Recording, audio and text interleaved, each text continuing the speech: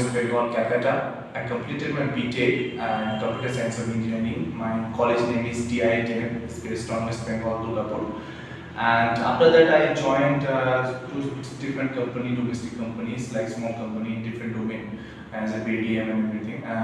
But I need to be change my career to be in IT because it's my from IT background. So I come to Bangalore and I joined Besant Technologies and completed my course in Salesforce Development course by my trainer name is Smith. He's very good gentleman person and he trained us very well from the starting to ending. He gives us full support about the certifications courses, certifications exams and everything. And I love to complete this course with Besant Technologies, and now I am got selected in Infosys. And one more company is a startup company, started Recruit. That company is based on US. I got 7.25 lakhs of packages from Infosys, and from startup I got 4 lakhs of packages.